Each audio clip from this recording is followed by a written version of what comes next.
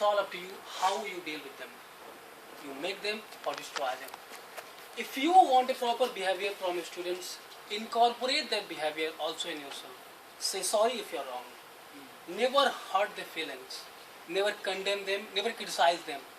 Always have respect for them because they are emotionally very fragile. Then only you can maintain a proper balance in a relationship. Secondly, discipline. As we all know, discipline is the most important part of the school system. But we are lacking somewhere. As I earlier said, if you want a proper behavior from a student, incorporate that behavior also in yourself. If you yourself will not be disciplined, how can you expect your students to be disciplined? Not only in the class, but also outside the class, you need to be observing the discipline of the students every time. If they are doing any mistakes, doesn't mean you go there, scold them, suppress their feelings. No, don't do that. Make them realize, make them feel that they are wrong. Otherwise, things will be in chaos. The third point I want to discuss about, that is dress sense. Friends, we all know, sometimes children do copy us. They copy our style, they copy our talking sense, especially the dress sense. So please be very specific with dress sense. Always wear formals with a nice tie, black belt, black shoes. Beware of your casuals, colorful shirts. Especially for the ladies, always wear very mild and simple makeup.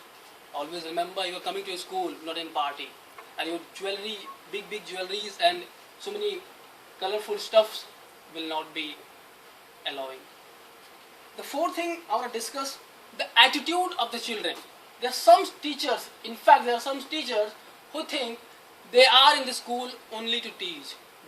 They just don't think if the children are disciplined or not, they are actively participating or not, they are focused or not. They just don't think. They go, they lecture, they come back.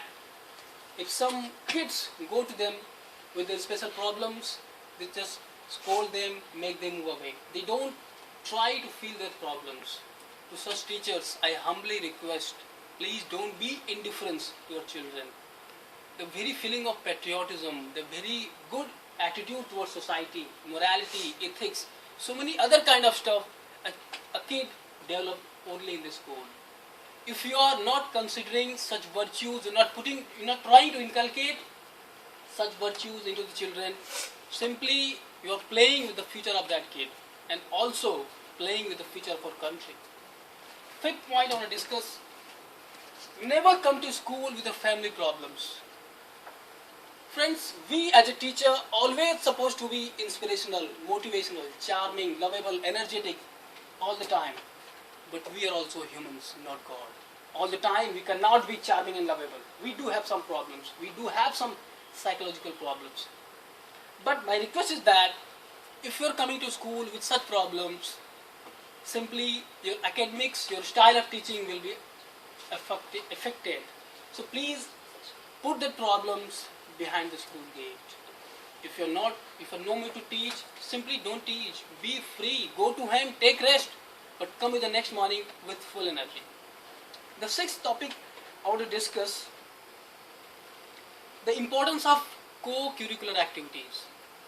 A child may not be very good with his or her academics, may not be a bookworm, but every child possesses a special quality in themselves. Try to find out that quality, nurture that quality, and also enhance that quality. I have seen a very beautiful movie named by Tare Zameen Pe, in which a dyslexic boy who wasn't good with his study, who wasn't even writing or speaking well, but his teacher, Ram Shankar Nikum, find out that special quality that boy possessed. There was a great painter inside him. The teacher observes that quality, he nurtured that quality and also worked with that student. And finally, when the competition was held, that boy was the most beautiful painter of that school. So such is the beauty of your individual attention. Always be very much patient with the students. After all, they are kids. The seventh topic I want to discuss, be innovative and always update yourself.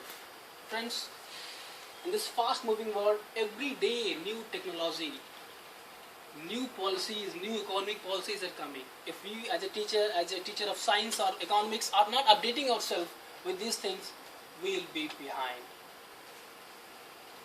First of all, I want to be very specific, the science teachers. Generally what we do, we make the students learn the theory, then we come to the practicals. In that process, they're not having much to think. Make the practicals first, then come on to theory. In that process, the students will be forced to think. We'll have to make them think. This is the only reason why in India we are not having much scientists. This is the only reason. Because we just give them what they want. We never force them to think. And the last and final topic I want to discuss, how to deal with the students. In my very personal views, I have categorized in two categories. The students KG to 5, students 6 to 12. Friends, when the KG students, when children first come to school, they bring their all emotions, like what's going on in their home, their family problems, their fear, anxiety, depression, frustration, so many things can be. In some special cases, some children are the victim of sexual abuse, child labor, bullying. If a child is coming to school with such emotions, obviously there will be some serious consequences on their academic success. Remember one thing, kids learn best when they are relaxed and focused. Laugh with them, dance with them, sing with them, eat with them, be with them, make them happy. There must not be any kind of fear in their mind, otherwise they will not receive your best and you will not also deliver your best. To try to be very patient and individual with the kids. While dealing with the elderly kids, always be polite, flexible and also gentle. Don't be friendly with them. Always maintain a proper balance in your relations with the elderly students. Sometimes we think they're elder, we can have friendship. No, never do that. Your students can never be your friends. Always maintain a proper relationship with your students. With all, I hope my training will be beneficial to you all and you will also implement it in the school. Thank you very much.